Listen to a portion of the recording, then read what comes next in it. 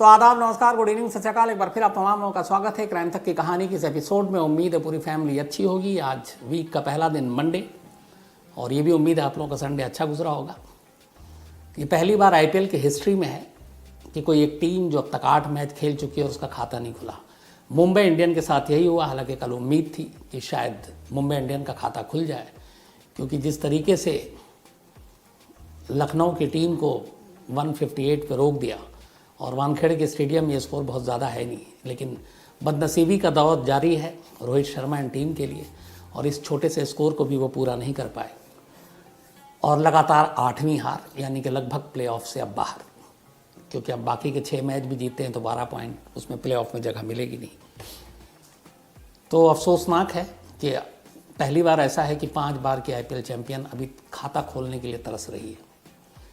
दूसरा, रूस और यूक्रेन के बीच में जो जंग जारी है, अभी भी कोई समझौता हुआ नहीं। अब एक खबर ये आ रही है कि 9 मई, यानी ये वो तारीख़ है रूस के इतिहास में जब सेकेंड वर्ल्ड वॉर के दौरान रूस ने हिटलर की सेना को हराया था, और वो उसको एक विक्ट्री परेड के तौर पे मनाते हैं, एक जीत के तौर पर।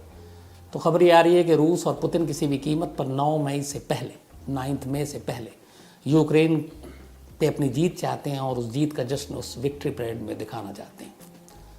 तो अब 9 मई में तो हालांकि अभी टाइम है, लेकिन ये भी खबर है जिस तरीके से जंग की बाकी खबरें आ रही हैं। अब आते हैं आज की कहानी के ऊपर।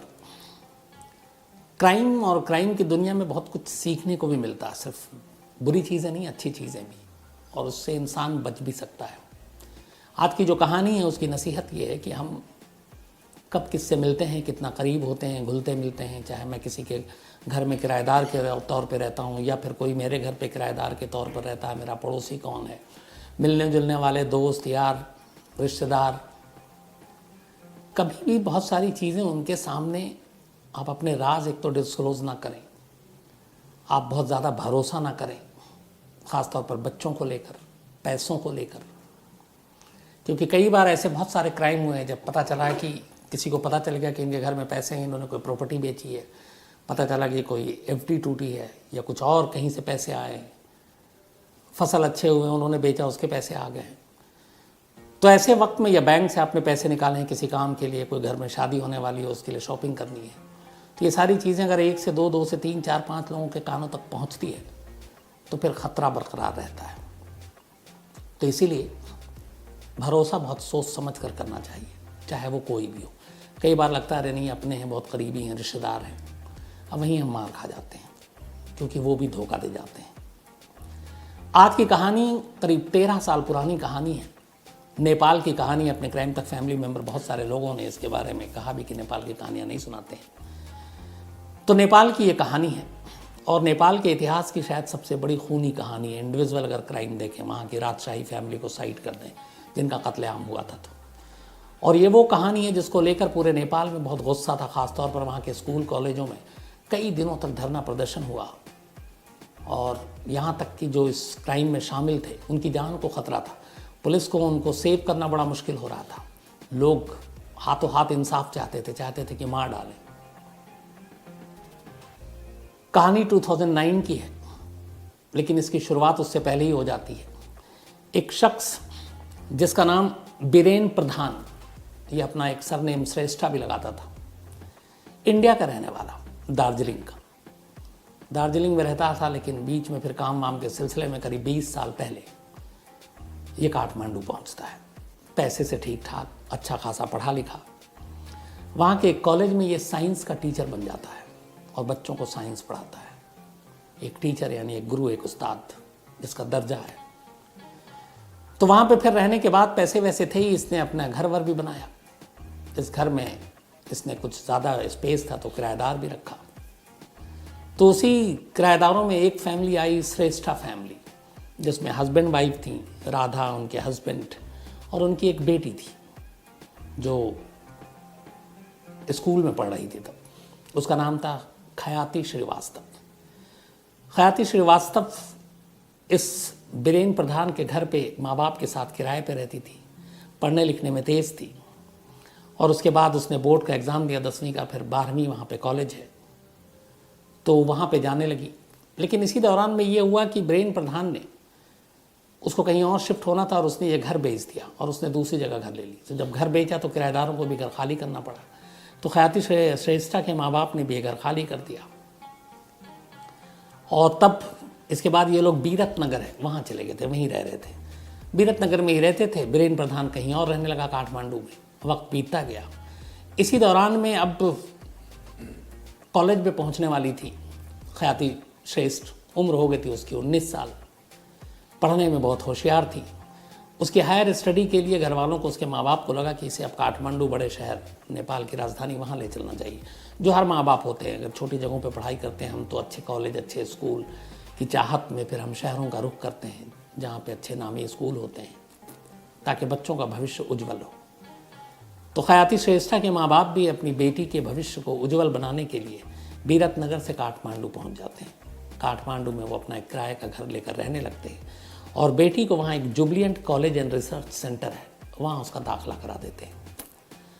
अब वो 12th ग्रेड में पहुँच चुकी थी खयाती। उम्र हो गई थी 19 साल। सब कुछ ठीक चल रहा था। इसी दौरान 5 जून 2009, 5 जून 2009 की तारीख आती है।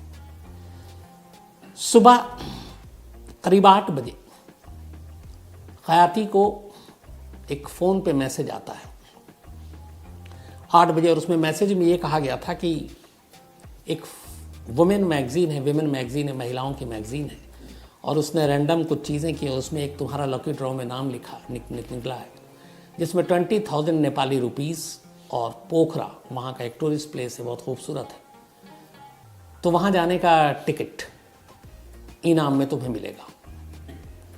अब ये सुनकर खयाती बहुत खुश हो गई कि उसे इनाम मिला। हैरान भी थी कि पता नहीं कैसे मिला, लेकिन ये था कि विमेन मैगज़ीन ने अचानक ये इनाम डिक्लेयर किया और उसमें उसका नाम है। तो एक अननोन लड़की, अनजान लड़की का कॉल आया था फ़ोन पे इस विमेन मैगज़ीन के बिहाफ पर, और उससे कहा गया कि आप अपने पैसे और अपने टिकट पोखरा के लिए कलेक्ट करने के लिए दोपहर 1 बजे तक इस बताए हुए पते पर पहुंच जाइए।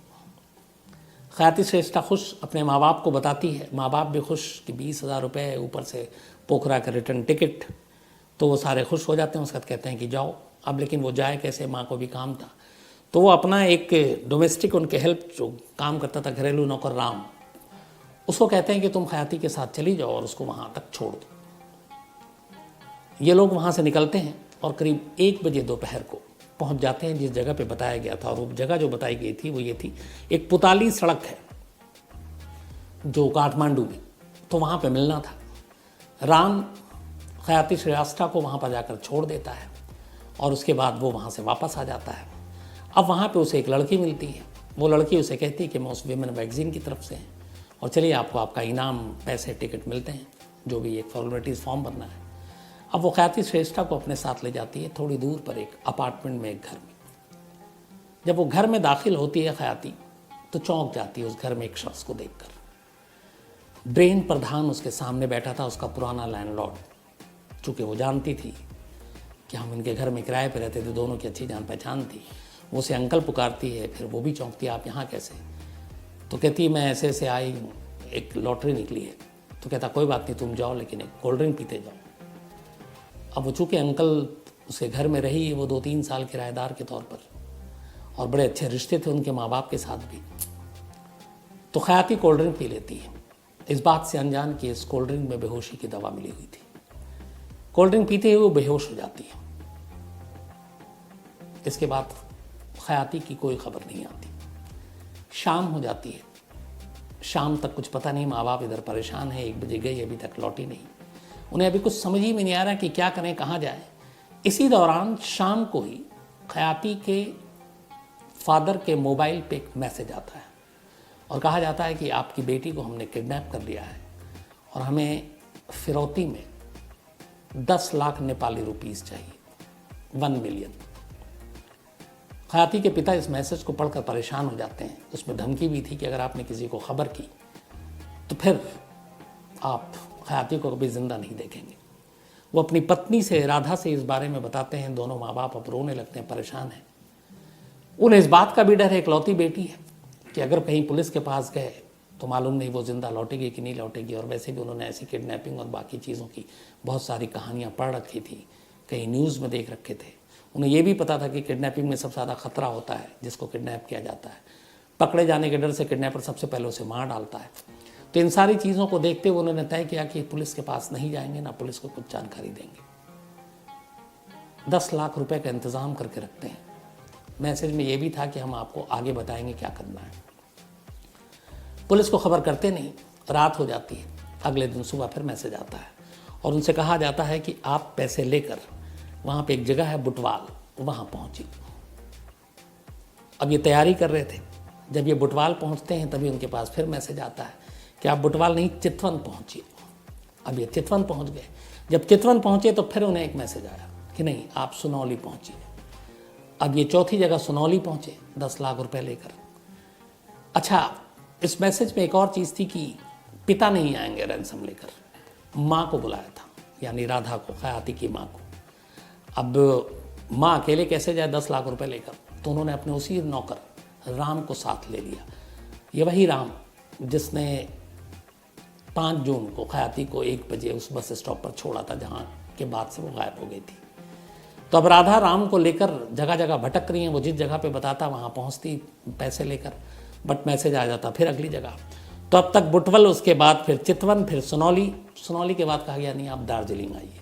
अब वो नेपाल बॉर्डर क्रॉस करके हिंदुस्तान में दाखिल होते हैं, दार्जिलिंग पहुँच जाते हैं। लेकिन दार्जिलिंग पहुँचने के बाद फिर उनको एक मैसेज आता है कि नहीं, अब आप काकर भिट्टा पहुँचिए। अब ये काकर भिट्टा पहुँचते हैं। काकर भिट्टा जब पहुँचते हैं राम के साथ, तो उन्हें एक होटल का पता दिया जाता है कि आप वहाँ पहुँचिए, वहीं हमारा आदमी मिलेगा। राधा होटल पहुँचती है। इत्तेफाक से उसी होटल में अचानक उनकी नज़र बीरेन्द्र प्रधान पर पड़ती है। सोचती हैं कि वो यहाँ क्या कर रहा है, लेकिन उस वक्त परेशान अपनी बेटी की फिक्र में पैसे लेकर आई हैं और क्या करें। तो उन्होंने ज़्यादा सोचा नहीं, हो सकता है कोई काम हो। थोड़ी देर के बाद मैसेज आया कि राम को पैसे लेकर आप होटल के एक ख़ास इलाके है वहाँ पे भेज दीजिए, आप मत आइएगा। अब राम पैसे लेकर जाता है और राम को एक शख्स मिलता है, उससे वो बैग लेता है और बैग लेकर चला जाता है। राम उस शख्स को पहचान गया था। उसका नाम था बीरेन्द्र प्रधान, वही जो उस होटल में दिखा था, वही जो खयाती का पुराना लैंडलॉर्ड था। लेकिन वो आनन फानन में पैसे लेके वहाँ से निकल गया। राम लौटता है। अब उसके बाद ये उम्मीद थी कि पैसे मिल गए, बेटी लौट आएगी। दोनों वापस काठमांडू लौट आते हैं और अब इंतज़ार कर रहे होते हैं। शाम हो गई, रात हो गई, अगला दिन आ गया, बेटी नहीं मिली। पैसे दे दिए, अब मैसेज भी बंद। जिस नंबर से मैसेज आ रहे वो मोबाइल भी बंद। अब परेशान क्या करें, दिल में अजीब अजीब सी बातें आ रही हैं, अजीब अजीब से खौफ आ रहे हैं, सोच आ रही है कि पता नहीं क्या होगा। पर इंतज़ार भी कर रहे हैं कि डर भी रहे हैं कि पुलिस तक जाएं और कहीं उनकी बच्ची को कुछ कर ना दे। लेकिन इंतज़ार लंबा हो गया, बेटी लौटी नहीं, पैसे दे चुके थे। उन्हें लगा कि कुछ गड़बड़ ना हो जाए। मजबूरन माँ बाप आखिरकार अब पुलिस स्टेशन पहुँचते हैं और पुलिस के पास जाकर रिपोर्ट लिखाते हैं और फिर पूरी कहानी सुना देते हैं। 5 जून से लेकर उस मैसेज, उस रैंसम, सबकी पुलिस उनसे सारी जानकारी लेती है। कोई दुश्मनी ये सब पूछती है तो बताते हैं नहीं।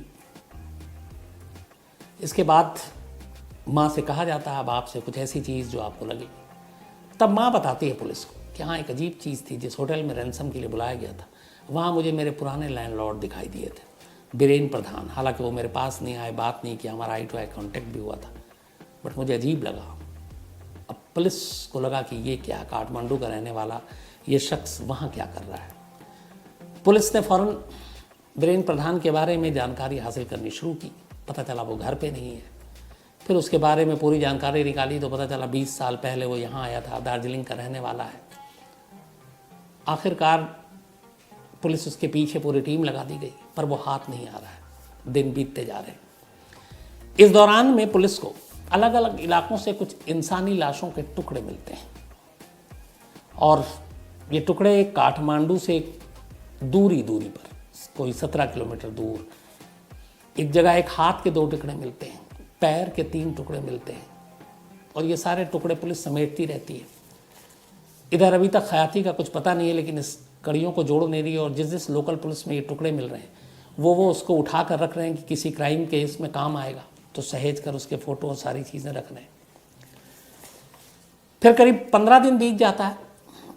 कुछ राहगीर पुलिस को खबर देते हैं, एक इंसानी सर मिलता है जो बुरी तरह से डिकम्पोज हो गया था, सड़ गल चुका था। पुलिस उस सर को भी उठाकर रख लेती है, और ये सारे अलग अलग ज्यूरिसडिक्शन में। लेकिन नेपाल की पुलिस ने एक अच्छा काम किया कि उन सारे टुकड़ों को, अलग अलग लाश के हिस्से को उन्होंने सहेज कर रखा मुर्दा घर में, कि शायद आगे चलकर किसी क्राइम के केस से इसका कोई वास्ता निकल आए। इधर पुलिस लगातार बीरेन को ढूंढ रही है। ढूंढते ढूंढते आखिरकार मुखबिरों की खबर पर बीरेन प्रधान पकड़ा जाता है। पकड़े जाने के बाद जो बीरेन प्रधान है, अपना निकनेम श्रेष्ठा भी लिखता है, उससे पुलिस पूछताछ करती है। पहले तो वो सब कुछ मना करता है, लेकिन वो इन बातों का जवाब नहीं दे पाता कि उस होटल में क्या कर रहा था जिस होटल में रैनसम दिया जाना था। आखिर नेपाली पुलिस, वहाँ की क्राइम ब्रांच, उससे सख्ती से पूछताछ करती है। पूछताछ के बाद फिर सारी कहानी सामने आती है। कहानी ये थी कि बीरेन प्रधान ठीक ठाक पैसे वाला था, साइंस का टीचर था, स्कूल में पढ़ाता था। इस दौरान उसने अपना घर बनाया, घर में किराएदार रखा। खयाती श्रेष्ठा के परिवार वाले भी उसके घर में किराए पे रहे, इससे उनकी जान पहचान थी। फिर बाद में उसने घर बेच दिया, लेकिन उसे जुए की लत लग गई। वो काठमांडू के कैसीनो में खूब जुआ खेलता और खूब हारता। इतना हारने लगा कि उसके ऊपर कर्ज का बोझ बढ़ता गया, यहाँ तक कि फिर वो किराए के घर में चला गया। अब उसे लगा कि इस कर्ज के बोझ से कैसे निकलें, किराए के घर से वापस फिर अपना घर कैसे हो। तब उसे ये ख्याल आया कि कुछ क्राइम करना है, कम वक्त में पैसे कमाने हैं। इसी दौरान इस वारदात से, यानी 5 जून से पहले 1 जून को उसे पता चला कि खयाती श्रेष्ठा के माँ बाप खयाती को लेकर काठमांडू में आए और यहाँ पे एक इलाके में रह रहे, और वो 1 जून को उनके घर गया। और उस घर में जाने के बाद उसे ये पता चला कि यहाँ पर उसको लेकर आए हायर स्टडी के लिए। इसके बाद उनका इरादा खयाती को, चूँकि पढ़ने में तेज़ है, नेपाल से विदेश भेजना है पढ़ाई के लिए। और उस पढ़ाई के लिए, खयाती को भेजने के लिए, उसके एडमिशन के लिए, हॉस्टल के लिए उन्होंने अपनी कुछ जायदाद बेच दी अपनी बच्ची के लिए, और उस पैसे को लेकर आए। और जैसे ही उनका सारा एडमिशन हो जाएगा, वो फीस के तौर पर जमा कर देंगे और उनकी बेटी विदेश पढ़ने चली जाएगी। बातचीत, चूँकि एक मकान मालिक था, घर वालों ने ये शेयर कर लिया, उससे साझा कर लिया अपनी पूरी प्लानिंग कि अब इसे भेजना है। उसने पूछा इतने पैसे लगेंगे बहुत ज़्यादा, उसने कहा हमने भेज दिया है। और यही सोच कर आई हूँ कि काठमांडू में और भी बहुत सारे हैं, यहाँ पे बड़े बड़े कोचिंग इंस्टीट्यूट भी हैं, और ऐसे ऑर्गेनाइजेशन है जो बच्चों को बाहर भेजने के लिए काम करती है, काउंसलर हैं जिनसे हम मिले हैं, तो जितने पैसे हैं हम लेकर आए। तो इस बातचीत के दौरान बीरेन प्रधान को यह एहसास हो गया कि इनके पास पैसे हैं। अब उस पैसे को कैसे अपना बनाया जाए। उसे लगा घर में घुसकर डाका डालना खतरे से खाली है। तब उसके दिमाग में आया कि क्यों ना खयाती को किडनैप कर ले और बदले में रैनसम मांगे, और यही उसने किया।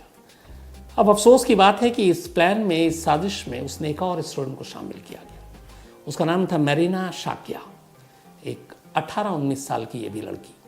और जिस स्कूल में ये पढ़ाता था बीरेन, वहाँ ये पढ़ती थी। उसने उसको पैसे के लालच दिया और उसने कहा कि तुम एक काम करो, हम लोग पैसे कमाएंगे, तुम्हें सिर्फ फ़ोन करना है खयाती को कि तुम्हारी एक लॉटरी निकली है 20,000 रुपये और पोखरा का रिटर्न टिकट एक वीमेन मैगजीन की तरफ से, और तुम्हें यहाँ आना, कलेक्ट करना है, और तुम उसे बुलाओ घर से इस बस स्टॉप तक। मेरीना ने वही किया। मेरीना ने ही फ़ोन किया था कि आपको इनाम मिला है, और मेरीना ही उसको लेकर बीरेन के घर तक गई थी। घर पे जाने के बाद मेरीना वहाँ से निकल गई। मेरीना को नहीं मालूम था कि ये कत्ल हुआ है। उसके जाने के बाद बीरेन ऑलरेडी, चूँकि कोल्ड ड्रिंक में उसे बेहोशी की दवा पिला चुका था, खयाती बेहोश थी, उसने उसका गला घोटा। गला घोटने के बाद उसने उसके जिस्म के टुकड़े किए, हाथ के 2 टुकड़े, पैर के 3 टुकड़े, सर अलग। और फिर इन तमाम टुकड़ों को उसने काठमांडू के इर्द गिर्द 17 से 20 किलोमीटर के दायरे में अलग अलग नदियों और जंगलों में जाकर फेंका। हाथ का टुकड़ा अगर उसने ईस्ट में फेंका तो पैर का वेस्ट में फेंका, सर कहीं और फेंका, ताकि पुलिस इन टुकड़ों को समेटते समेटते परेशान हो जाए और इन टुकड़ों को मिला भी ले तो इस लाश की पहचान न कर पाए और पुलिस को वो उलझा सके।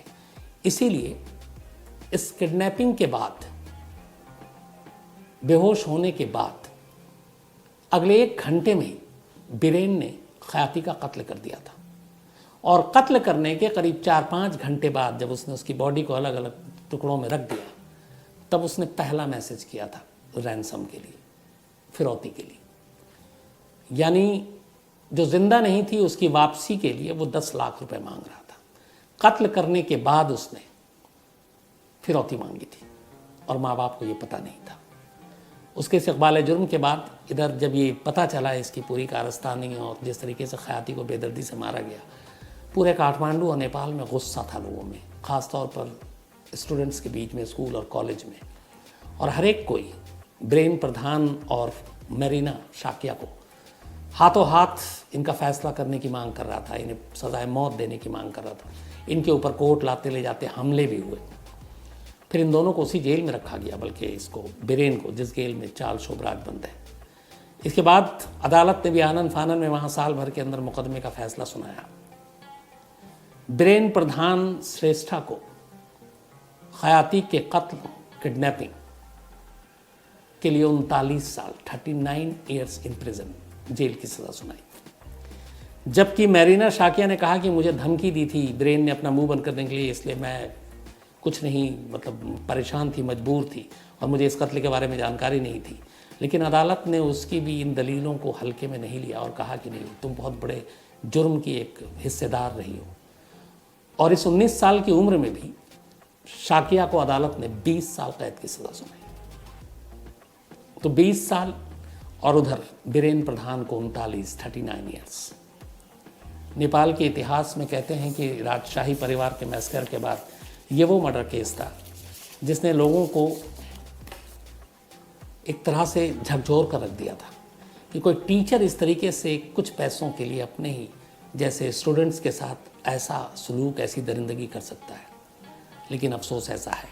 बाद में पता चला कि बिरेन प्रधान रहता तो था वहीं, लेकिन उसके राशन कार्ड और बाकी का जो एड्रेस था वो सब दार्जिलिंग का था, यानी वो एक भारतीय था। ऐसी चीज़ें करने से एक चीज़ और भी है कि हम किसी देश में जाकर दूसरे देश में जुर्म करते हैं तो अपने देश का नाम भी ख़राब होता है, क्योंकि उस देश के नाम पे फिर लोग बातें करते हैं। तो काश हम लोग ये सोचें कि अगर हम बाहर जाते हैं तो अपने देश की इज्जत बढ़ाने के लिए सिर्फ अच्छा काम करें, तो शायद ऐसे काम ना करें। तो ये थी कहानी आज की। अब कहानी ख़त्म करूँ उससे पहले वही सिलसिला अपना। आज प्रणाली उर्फ सोनी, इनका जन्मदिन है, तो हैप्पी बर्थडे प्रणाली। और डॉक्टर परशुराम दल भंजन जी ने भेजा, इनकी बिटिया हैं। इसके अलावा हरबंस सिंह लुधियाना से, इनका भी आज जन्मदिन है, तो हैप्पी बर्थडे हरबंस जी। शैली सिन्हा असम से हैं, इनका भी आज जन्मदिन है, तो हैप्पी बर्थडे शैली। और साइमन सिन्हा इन्होंने भेजा है। इसके अलावा साहिल चितातवार, इनका भी आज जन्मदिन है, तो हैप्पी बर्थडे साहिल। हैप्पी बर्थडे विनय शर्मा, इनका भी है आज बर्थडे। इसके अलावा आंचल बेरा का भी आज जन्मदिन है। प्रदीप कुमार शॉ सिल्लीगुड़ी से भेजा है इन्होंने, तो हैप्पी बर्थडे आंचल। शाजिया मंसूरी, इनका भी आज जन्मदिन है, हैप्पी बर्थडे शाजिया। और शाकिर मंसूरी इनकी वाइफ, उन्होंने भेजा है। आनंद गौंड, इनका भी आज जन्मदिन है, हैप्पी बर्थडे आनंद जी। और महाराजगंज यूपी से हैं ये। निधि अंशु सिंह, इनका भी आज बर्थडे है, तो हैप्पी बर्थडे निधु। और निधि आशीष प्रताप सिंह जी की पत्नी हैं ये। इसके अलावा रिदा फातिमा, जिनका भी जन्मदिन है, हैप्पी बर्थडे रिदा। और अकरम अली जी ने भेजा है, इनकी पत्नी है, वाइफ हैं। इसके अलावा नील मेहता का भी आज जन्मदिन है, तो हैप्पी बर्थडे नील मेहता साहब। और पूनम जैन जी ने भेजा है। सिद्धांत गोसावी का भी आज जन्मदिन है, नासिक से। इसके अलावा सोनू का भी आज जन्मदिन है। और आर्यन राज, इन्होंने भेजा है, बागमर झाजा। इसके अलावा जतन ढकाल नेपाल से हैं, इनका भी आज जन्मदिन है, तो हैप्पी बर्थडे जतन। और सुमेर सर ने भेजा है ये। इसके अलावा एक सवाल यूनुस यावर जी ने पूछा है, शायद ये, हाँ, कि जब 9/11 हुआ था तब प्लेन 2 टावर से ही टकराया था, लेकिन उसी के बराबर में एक तीसरा टावर था, वो भी गिर गया था। तो उसके बारे में जो खबर थी वो ये थी कि जो तीसरा टावर है, ये जो टावर के मलबे और बाकी जो इम्पैक्ट था उसकी वजह से वो टावर गिरा था। और दूसरा इनका सवाल था कि 4 प्लेन हाईजैक किया गया था, लेकिन 3 को ही टारगेट पे गिरा और चौथा कहाँ गया। तो चौथा आपको पता है वो क्रैश कर गया था उससे पहले, क्योंकि उस प्लेन में कुछ पैसेंजर्स जिन्हें ये पता चल गया था, तो उन्होंने पायलट और बाकी जो हाईजैकर थे उनके ऊपर अटैक कर दिया था, और उस चक्कर में प्लेन जो है टारगेट से पहले क्रैश हो गया था और इसका मलबा भी मिला था। इसके अलावा आकाश प्रजापति हैं कानपुर से, रमेश चौहान हैं, और इन्होंने लिखा कि आप फिल्मों में वेब सीरीज़ पे स्क्रिप्ट क्यों नहीं लिखते। यहीं इतने सारे काम हो जाते हैं कि फुर्सत नाम की फुर्सत ही नहीं है। तो कभी मौका मिला, फुर्सत मिला तो ज़रूर करूँगा ये। राजू शाह हैं नेपाल से और मलेशिया में रहते हैं फ़िलहाल। कैलाश ठाकुर इनके दोस्त, इसके साथ कहानियाँ सुनते हैं, thank you so much. Salim Raza हैं, थैंक यू सो मच आपके मेल के लिए। मनीष राठौर, इनकी एक स्टोरी की फरमाइश है। सतविंदर धालीवाल जी हैं कनाडा से, इन्होंने कहा मैं एक्टिंग करूं, चलिए अच्छी बात है, वैसे करता ही रहता हूं। रजत हेम्ब्रॉम हैं, एक स्टोरी की फरमाइश की। अरुण रैना हैं, अनिकेत मोर हैं, धनंजय सिंह हैं लखनऊ से, thank you so much. Rishabh Jha हैं, इसके अलावा अविनाश सायारे हैं, अनिल आर चौहान हैं, माउंट एवरेस्ट की कहानी सुनना चाहते हैं। शुभम के हैं, एक स्टोरी की फरमाइश उन्होंने की है। रोशनी चौधरी हैं गुजरात से। योशिता गुप्ता जी हैं, एक स्टोरी की फरमाइश इनकी भी है। शुभम अग्रवाल हैं। इसके अलावा नासिफ ध्रुबो हैं बांग्लादेश से और इनकी वाइफ ज़ारा, दोनों कहानियाँ सुनते हैं, ढाका से हैं ये, थैंक यू सो मच। और ये छोटा शकील की कहानी सुनना चाहते हैं। प्रदीप तोमर हैं ऑस्ट्रेलिया से। इसके अलावा डॉक्टर अमन उपाध्याय हैं, बेंगलोर में भी हैं, वाराणसी से हैं, थैंक यू आपके मेल के लिए। इसके अलावा आज क्राइम तक फैमिली में ऐसे कुछ लोगों की आज एनिवर्सरी भी है, जिनमें फ़ातिमा और अब्दुल रहमान है, तो आप दोनों को बहुत बहुत मुबारक। और अहमद ख़ान ने भेजा है सिरसी से। इसके अलावा पद्मा, अमोल साने और अमोल विल्सन साने, इनकी भी एनिवर्सरी, आप दोनों को भी बधाई। आर के आर्या साहब की भी आज एनिवर्सरी है, लेकिन आर्या साहब ने नाम नहीं लिखा पत्नी का। मनाली भलोडिया जी की भी एनिवर्सरी है और अंकुर भलोडिया, दोनों पति पत्नी, और मनाली जी का जन्मदिन भी इनकी एनिवर्सरी के दिन है, तो आपको डबल बधाई। इसके अलावा नेहा और विशाल गौर गाज़ियाबाद से हैं, इनकी भी एनिवर्सरी है, तो आप दोनों को भी बहुत बहुत बधाई, मुबारकबाद। तो आज कहानी में इतना ही। अब आपसे मुलाकात होगी कल रात 9 बजे किसी नई कहानी के साथ, तब तक अपना ख्याल रखिएगा, थैंक यू वेरी मच।